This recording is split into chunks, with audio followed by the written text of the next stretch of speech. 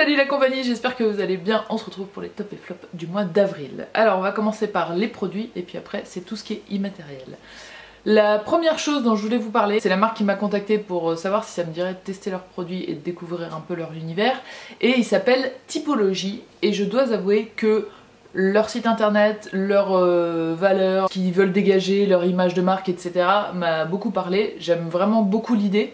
En fait, il y a plusieurs gammes de produits. Vous pouvez soit acheter des produits de la gamme Raw, c'est-à-dire c'est les ingrédients et vous les mixez vous-même ensemble, ou alors vous les utilisez purs. Soit vous achetez la gamme qui s'appelle, je crois, 10, où c'est maximum 10 ingrédients mis ensemble. Soit il y a une gamme qui s'appelle Lab, où c'est le minimum d'ingrédients qui doivent viser une caractéristique de peau ou de cheveux en particulier. Alors ce qui est cool, c'est qu'ils font aussi attention au packaging de ce qu'ils vous envoient. Donc moi j'avais un petit carton tout plat, tout fin, parce qu'ils ont fait exprès que tous les packaging puissent rentrer dedans. Donc ça, je salue l'effort. J'ai reçu le sérum anti-cerne, anti-poche qui a la caféine. Le sérum anti-rougeur, alors ça je souffre pas trop de rougeur donc ça me sert un petit peu moins. Et j'ai reçu aussi un mélange à faire moi-même pour faire une huile anti-pelliculaire puisque j'ai des pellicules. Alors ça va un petit peu mieux en ce moment, mais bon, si ça peut disparaître complètement, ça m'arrangerait. J'ai pas encore fait le mélange, mais je vais le faire là pour mon prochain shampoing, je vais le tester.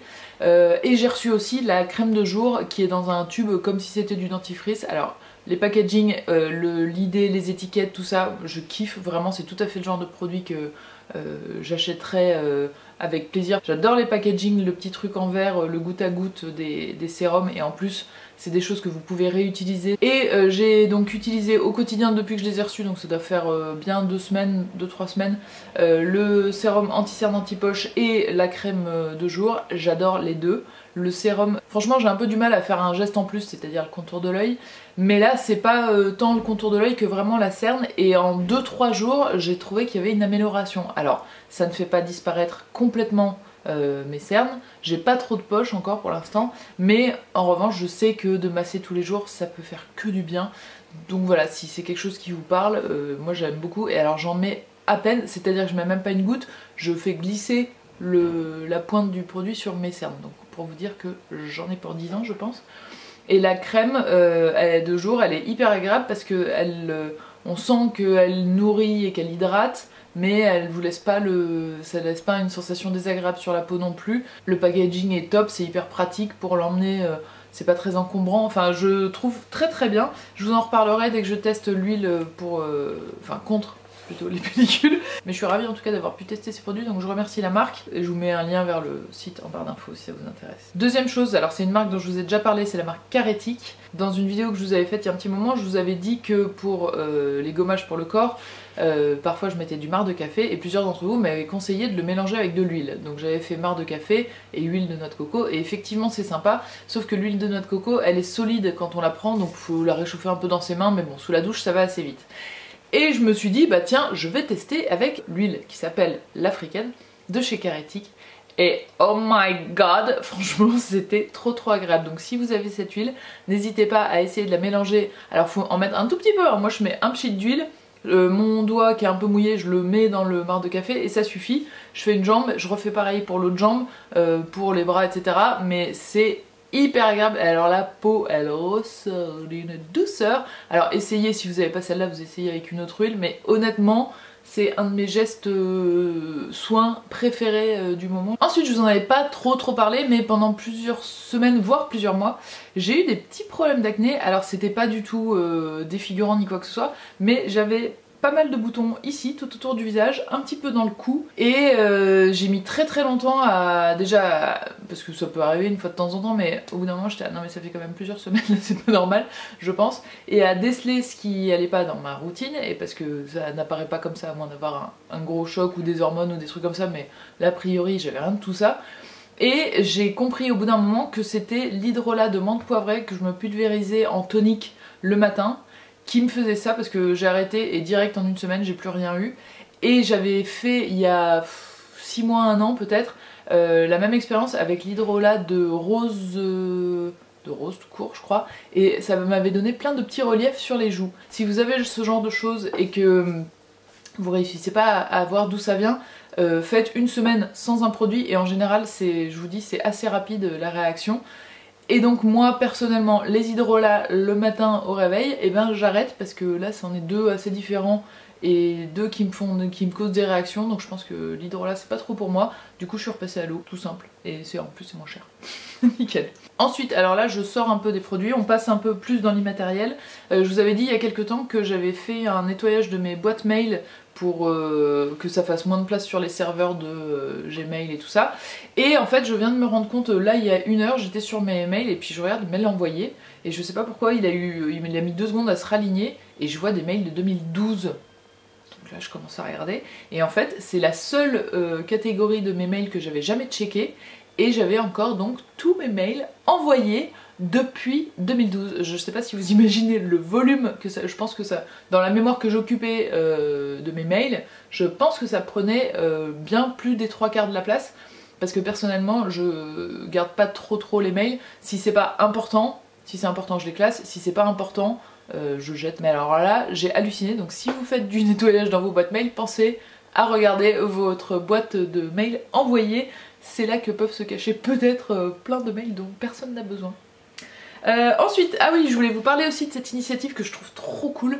Ça s'appelle Eclos, vous avez peut-être vu les pubs, moi je l'ai découvert sur Instagram. Je sais pas si c'est une association ou une boîte, j'essaierai de chercher, de vous mettre ça en barre d'infos. Mais en gros, ils récupèrent des tissus de marques qui ne les auraient pas utilisés, qui les auraient jetés ou qui les ont pas vendus, enfin des trucs qui allaient a priori plutôt être détruits. Et avec ces tissus, ils créent des petites collections de vêtements, parce que parfois il y a juste 10 mètres ou juste 20 mètres, ils peuvent pas faire 200 000 t-shirts identiques, donc ils créent des petites collections de vêtements et ensuite ils les vendent sur leur site. Et tout est made in France, ils font leur logo qui sera apposé sur les t-shirts à tel endroit, leur fermeture éclair à tel endroit, les étiquettes à tel endroit, etc. Ils vous expliquent tout, c'est hyper transparent. Et donc c'était un financement participatif sur Ulule. Ils ont eu la somme qu'ils voulaient et ils vont pouvoir sortir une collection en 2019. Donc ça je trouve ça super cool. Je suis très contente et très fière d'y avoir participé. On est à peu près 500 à avoir contribué. Donc je vous mettrai un lien, je sais qu'ils sont, je vous dis, sur Instagram et qu'ils ont un site. Je vous mettrai un lien vers leur site si l'initiative vous intéresse. C'est de la mode responsable et je trouve ça vachement bien qu'il y ait plein d'initiatives comme ça qui soient un peu partout et je leur souhaite beaucoup de succès. Ensuite on va passer à la lecture. Je suis en train de lire Miss Peregrine and the Peculiar Children. Alors j'ai vu, c'est une de vous qui m'avait demandé, mais en fait oui il y a bien 2 tomes, donc c'est le premier que je suis en train de lire. Je n'ai pas vu le film et je ne veux certainement pas le voir avant d'avoir fini le livre. En tout cas j'aime beaucoup le livre et je me suis remise, ça fait des années que je l'avais pas fait, évidemment je le faisais quand j'étais à la fac mais j'avais un peu arrêté, un peu par flemme, et puis en fait je kiffe le faire donc je m'y remets. J'ai repris l'habitude de noter les mots de vocabulaire que je connais pas, alors pas tous, quand je sens que c'est genre avec le contexte je comprends ou que je sens que c'est un truc hyper précis, genre la fourche de la moissonneuse batteuse. Bon, je me dis que j'ai pas hyper besoin de le savoir. Donc j'écris dans un cahier au fur et à mesure que je lis, je cherche pas sur l'instant parce que sinon ça prend trop de temps. Un moment où j'ai une petite demi-heure à perdre, je check ce que ça veut dire en français, et à d'autres petits moments où j'ai du temps à perdre, j'essaye de les apprendre.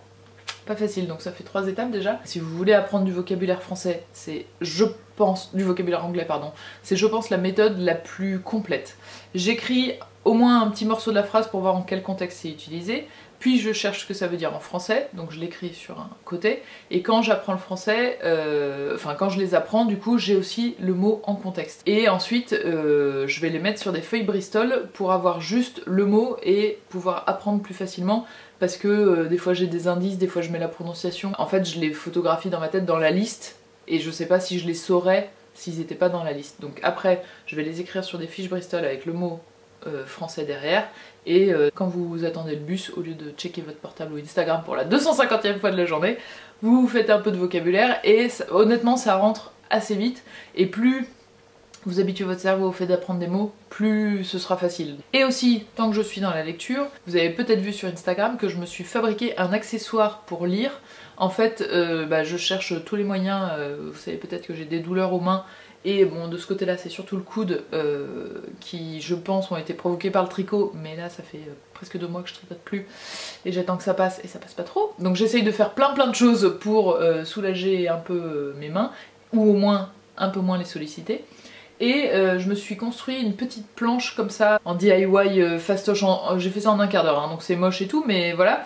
Donc petite planche en bois que j'ai recouverte de tissu et j'ai mis un élastique, et quand je lis, du coup je pose mon livre là-dedans et j'ai pas besoin d'utiliser mes mains.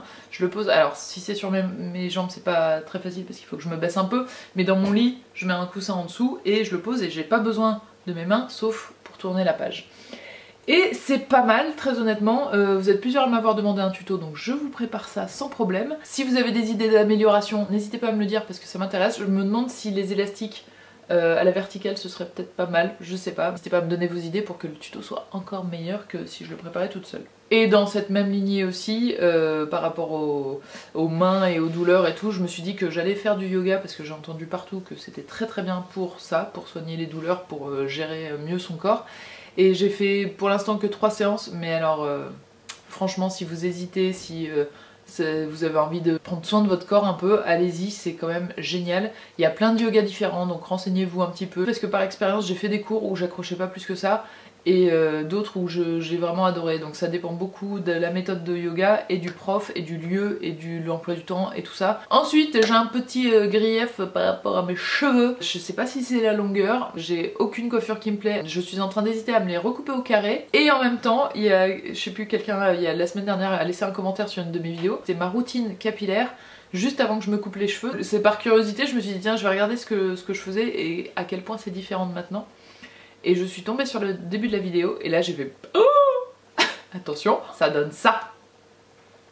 Et là je me suis dit comme quoi on se rend vraiment pas compte quand c'est soi de ce qu'on a quoi, parce que bah, je les ai trouvés hyper beaux alors que dans la vidéo je vous dis ouais là ils sont moches mais je les boucle pendant 3 heures et après je les trouve jolis, alors que là pas du tout, je les trouve beaucoup plus jolies naturelles. Mais alors je me souvenais pas que j'en avais autant. Et alors ça m'a fait à double tranchant parce que j'étais là, est-ce que je vais tenir jusqu'à cette longueur et surtout est-ce que j'ai envie, parce que je trouve ça hyper beau mais à la fois il y a un petit côté princesse tout ça que j'assume pas forcément et dans lequel je me reconnais pas forcément, et c'est vrai que mes cheveux au carré pour le coup je m'y reconnais plus. J'ai aussi moins d'idées de tuto coiffure. Si vous avez des idées ou des choses où vous voulez que je vous montre comment on fait, n'hésitez pas à me les envoyer ou à me le dire en commentaire, mais voilà, en ce moment je suis pas hyper inspirée et quoi que je fasse j'ai tendance à trouver ça pas très beau, donc c'est pour ça que vous voyez moins de tuto coiffure.